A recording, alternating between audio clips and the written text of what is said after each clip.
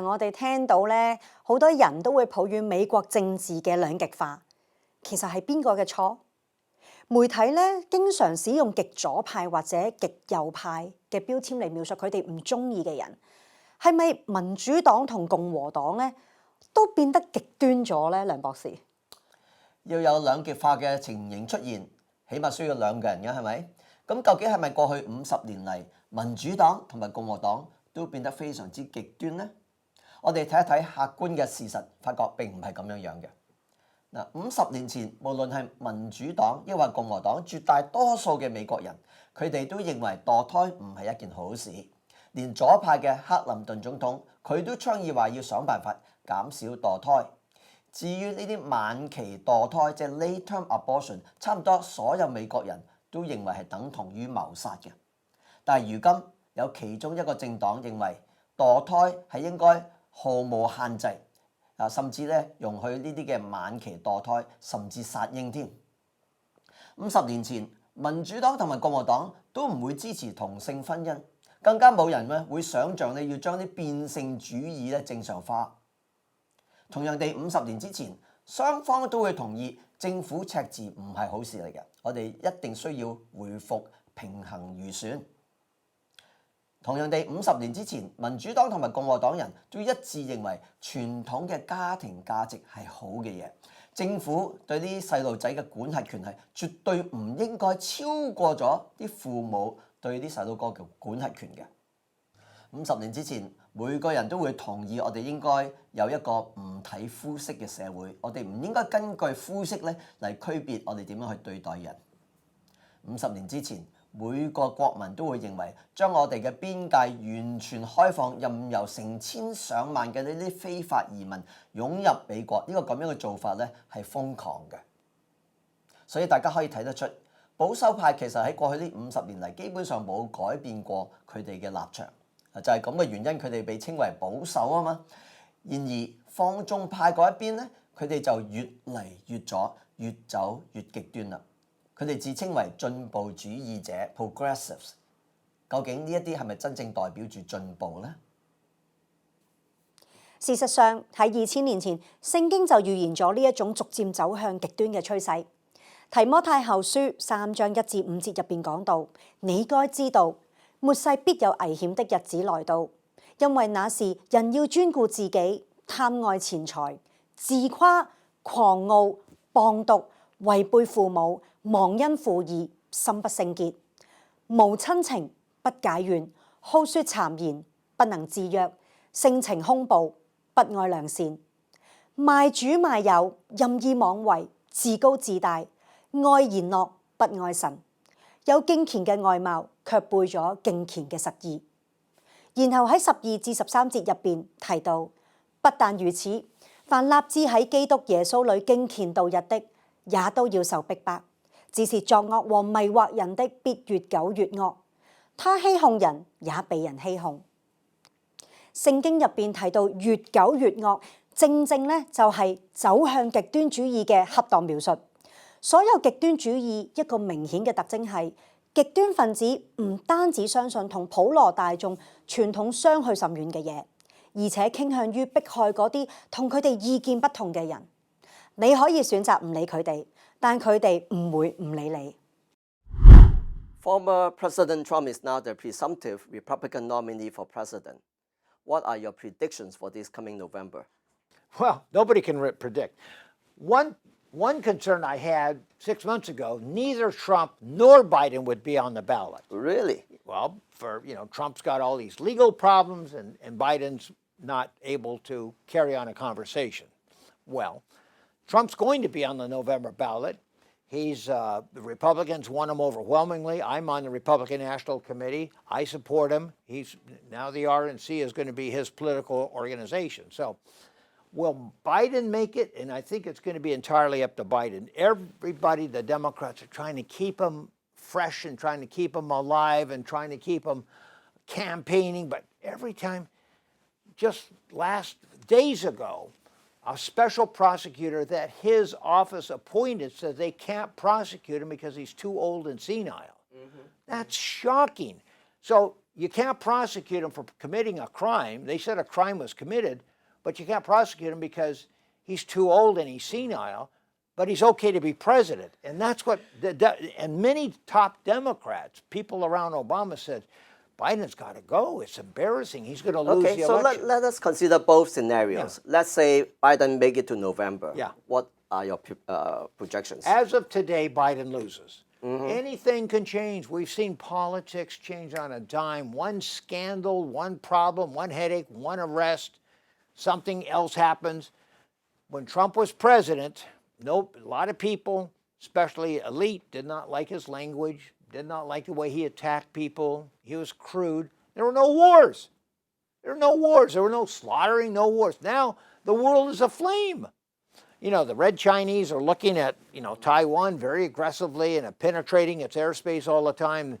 The Russians are attacking multiple countries, but right now it's the Ukraine, and they did it right under Biden. Then Hamas became evil and destructive. So you're not ready to say there will be a Republican landslide as some conservatives claim there will be? No. I don't think so. I think a lot of people are genuinely afraid of Trump because he's very strong and he seems to be uncompromising. I think he compromises a lot, but he doesn't want to admit that. But when he was president, the economy was good and there wasn't any wars. And now we have problems with the economy, and now we have a lot of wars. And I think people look at that kind of stuff. And then, why are you shutting down oil production, gas production, making us more dependent on other countries? So I think the balance goes for Trump. But again, you can't. What if Biden doesn't make it to November? Yeah. Would it become harder for Trump to win or easier? Well, that depends who replaces Biden. So every day that Biden stays in power, it's tougher for Governor Newsom, who's a disaster himself, but he's good looking with beautiful hair, great hair. But it's tougher for Newsom to get going and get a campaign going. So I think Democrats are ready in case Biden physically can't get out of bed one morning. But every day they wait, tougher it is to bring in somebody new. And then, of course, who's it going to be? Michelle Obama? Is it going to be Kamala Harris? What happens to Kamala Harris? If Biden can't go on, do they want Kamala Harris? She's less popular than Biden. So they have huge problems. And so if Biden makes it all the way to the convention, Biden's going to be there all the way until November, and I don't think he's going to continue making foolish statements. The day after the report came out that he was senile and that he couldn't be prosecuted, he had a press conference, and he was terrible. He confused Egypt with Mexico. He was angry. He looked like an angry, old, befuddled man. It was sad to see. It really was sad. You have to kind of feel sorry for him. It is. Yeah. In fact, a lot of people feel sorry for him 4 years ago. Yeah. Or 3 years ago. It was. I was sorry he got elected. Well, that too. But yeah, it's kind of senior abuse. But coming back to the topic, looking at the broader picture, what do you think should the Republicans, senators, congressmen, what are the winning issues for them to run on? I think that's great. I think first and foremost is the economy. People are very insecure about the economy, about how long we can expect to get a good income. And I think the fundamentals under the Democrats have become skewed, so progressive. I think that's one. Then there's a social problem. What's going on with our kids? What's going on in society? Why do grown men with beards walk around wearing dresses and demanding equal rights? Why are girls not able to compete with other girls, but a boy has to say that he's a girl to compete? And that just upsets 90% of the people. People are concerned about schools. Why is the schools deteriorating and not getting good education when, our math scores are lower, our reading scores are lower? We're the richest country in the world, and yet there's 20 other countries with better educational outcomes. Finland, Sweden, Japan, Korea are far better. Taiwan. So that's a concern. And also just safety in the streets. How safe are you? If you're living in Los Angeles, you're thinking about crime all the time when you just go down to the grocery store to get milk. You have to think about it. You have to think where you park. Is it safe? Is there enough lights? Are there other people around? So I think crime, the economy, social concerns, and worldwide uncontrollable, very serious events, these are things that are going to drive voters. They want to be safe. They want normal times. Biden has been abnormal. How do you think Trump would do in the blue states like California? Well, he's not going to probably win in California because you have 10 million registered Democrats and 5 million registered Republicans. So the math doesn't work. So neither candidate's going to spend much time in California. We have pockets of strength in the Central Valley, Southern California, and the far north, but LA and the San Francisco Bay Area are just bad for Republicans. But a blue state like Pennsylvania, Trump's kind of popular. Michigan, Trump's ahead. Wisconsin, Trump's ahead. Arizona, Well, those are considered purple states. That's true. Although Pennsylvania has a long history of being a blue state, but you're right. Well, he may not win the electoral college outright, but in terms of doing especially among independents, right? All these states have lots of independents. Yeah, about a third. About a third of our voters throughout the country, it's different areas, but about a third of our voters are not attached to either party. That's the group you have to go to. Right. Do you think Trump would do well with them? I think he can. He's his own worst enemy.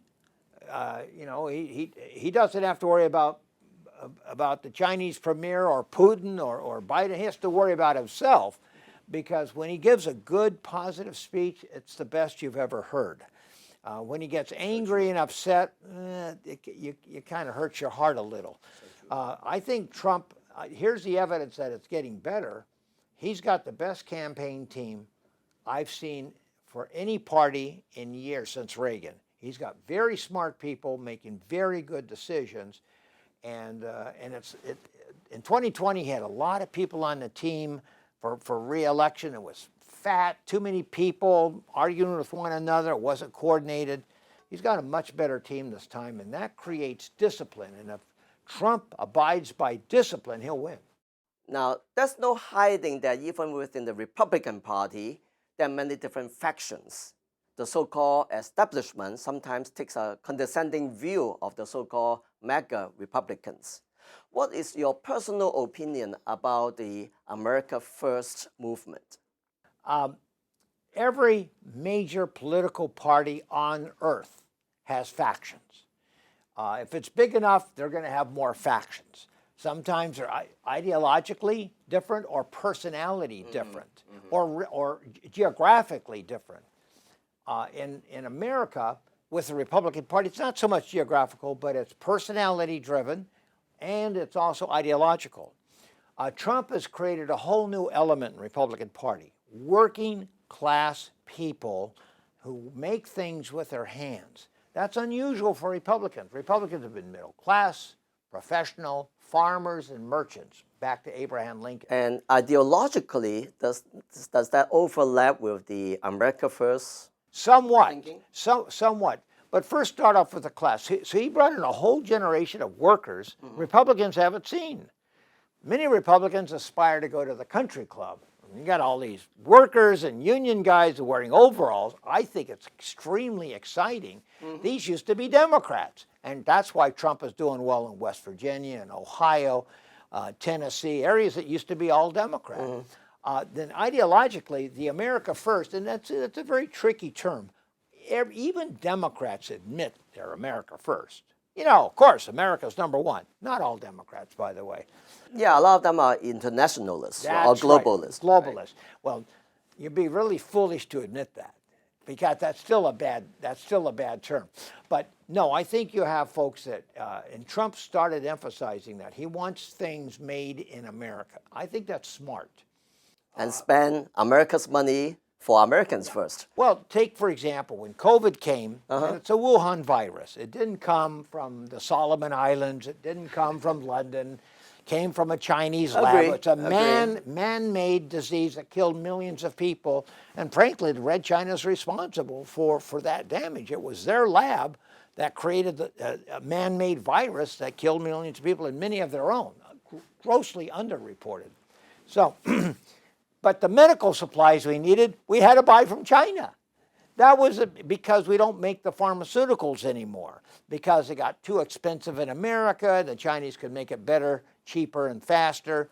And so that kind of dependence on a hostile power is not good. Trump gets that. So he's trying to bring those basic elements like pharmacology back to America. That's America first. It's also American independence. Biden is stopping liquid gas deliveries throughout the world. We produce 40% of the liquid natural gas through the world. We can feed Europe, we can feed the entire world, but he wants to close them down, which would cost us hundreds of thousands of high-paying jobs, but make us more dependent on places like Venezuela and other hostile countries. So we want to open that up. That's also America first. We want better, more robust economy. And why not have middle-class workers who don't have college degrees make $100,000 or $200,000 a year? Biden's fighting that. We want it. Well, that's one aspect of it, that's onshoring manufacturing. But the term America First, I think, has even more severe consequences to our foreign policy, right? Like the billions of dollars we are sending to Ukraine. If we are truly America First, we look at Ukraine and said, whatever happens to Ukraine, does that truly impact America's security? And if the answer happens to be no or not sure, then it would dictate that maybe we should not be sending so much money over. Well, I'm split on that personally. I don't like Russia's aggression. Nobody does. Well, but I want to do something about it. And we're not sending one American soldier, not one. There should not be any Americans there. But if the Ukrainians are willing to fight and die, remember I told you that I got involved in politics around Goldwater? If the Cubans are willing to fight and die, I support them. That's always been true. The Bay of Pigs, I would support that. Hungary, when they fought against the Russians and they lost in 1956, I would support the Hungarians. So my position hasn't changed. Now, Europe has to do their share, and apparently they're doing a better share than the Americans are right now, because they understand if the Russians can just take Moldova, they take Georgia, they take the Crimea, now they're after the Ukraine, what about Latvia, Lithuania, and the Baltic countries? So it's a real personal threat to Europe. So they should be in heavily. We should also help. I mean, it's a lot of money. We're spending the money we spend in America on stupid stuff. The millions, the billions and billions on welfare. We've spent in California, and I saw the statistic, on homelessness, $13 billion. And it's worse. Now that's real money for us, one of 50 states. So you tell me we're spending a lot of money supporting Ukrainians who are dying against Russia. I think that's a good investment because I don't want Russia to succeed. They are a menace to America. Now that Russia and China are working together, even more so. China's number one threat, Russia's number two threat. Working together, very bad. So anything that hurts Russia helps us. That may be true, but on the other hand, though, I mean, we would go overseas to help a foreign country for probably one of two reasons. Either that we feel that it helps our own security, or out of ideological reasons. We don't like communism. Therefore, no matter where communism pops up in the world, we try to go there and fight against it. Because when push comes to shove, if we look at the globe, look at the world map, Taiwan actually matters very little to America's security. That's right. Right? It matters a lot to China's security, but not a whole lot to America's security. I disagree. I think it matters. If China is a number one world power that is most threatening to America in the 21st century, Taiwan is absolutely the linchpin. In closing, would you like to share a few words with our Asian American voters who traditionally have tended to vote Democrat? I think that's been a swing universe. Asian American voters, Reagan did well with Asian American voters. Even Richard Nixon did well. But we've lost, but as each generation changes and matures, I got to remember a famous banker in Los Angeles, Wilbur Wu, W-O-O. He owned a number of banks, very successful, close personal friends with Reagan and Richard Nixon. and a great conservative, great Republican. Then he made a terrible mistake. He had his only son go to Stanford, Michael Wu. Michael came back. I remember that, yes. He didn't like America too much. He inherited the family fortune. And so the American University did something to Michael's brain that really took away all of Wilbur Wu's love for America. So the first generation was good, but the second generation not so good. So every generation's a struggle. So just because you send your kid to Harvard doesn't mean they're going to come back with good character. Probably the opposite nowadays. The character, yeah, I know. The character and the religion at home is crucial. And if your child grows up without Christianity... So what's the advice to the Asian Americans? Well, the advice is, what is best for your family's outcome? And Republicans have this reputation of being anti-immigrant. Well, that's not true. Mm-hmm. We've got Young Kim and Michelle Steele and other immigrants, Mexican, blacks, all elected to Congress. So you can't say it's anti-immigrant. We want more immigrants, legal immigrants, smart immigrants. Right. We want immigrants with college degrees in technology to come to America, not necessarily those that are just coming illegally. So my message is, what's in your interest? America is the most tolerant place on earth for all human rights. Republicans don't want to restrict it through technology. They don't want to attack religion. They want to have a small business owner prosper, not being told what to do by the government. They want to have safe neighborhoods. So it's in the interest of Asian families to consider the Republican message, not just to consider it, to be involved in the party, to become leaders in the Republican Party, like Vince Fong. Vince Fong is a young man running for Congress in Bakersfield. Not a lot of Chinese Americans up there, but he's an assemblyman. He's going to get elected overwhelmingly. You're going to hear more about Vince Fong, F-O-N-G, and that's kind of the new Republican Party that's emerging.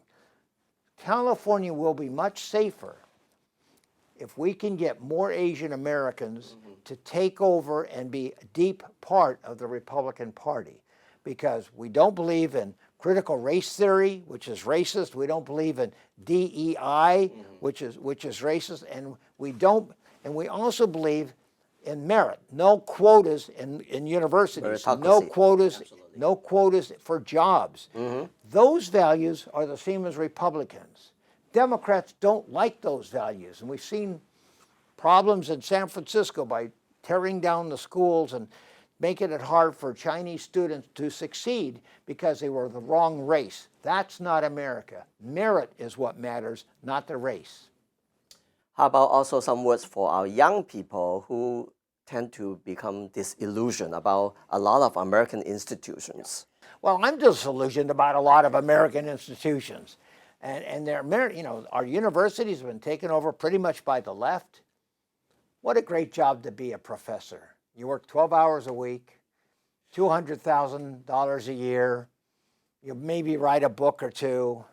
You're on a beautiful campus with beautiful green grass. You have the young, adoring students. It's an easy, lazy life, and you can afford to hate America. And that's what we have. We have a lot of hate America professors. So I'd like to, but the students are doing something. We've seen the latest stats. Fewer students are taking stupid classes like sociology, like the soft sciences. They're not science, political science. Fewer? Give me a break. Oh, I know this. They're going to the hard sciences, engineering. They're going to technical schools. They're going to schools that require a mathematical side because they want to make money. They want to have a job. Who's going to hire a sociologist? You know who you hire a sociologist for? To help spend money solving the homeless problem. Has it helped a single homeless person? The $13 billion that was spent in California, who do you think it went to? 80% of it went to salaries for people that were administrating help to homeless, which is nonsense. It didn't go to help anybody. I would believe that in a heartbeat, yeah. Unfortunately, though, just the other day, I saw the news clip that the most popular class in Harvard right now is still an English literature class taught by a transgender. Yeah, and you know what? That's another good reason why Harvard should not be on your list. It's a joke. It's an international joke. the president of Harvard was a liar that stole other people's information to write her own thesis. She finally was kicked out.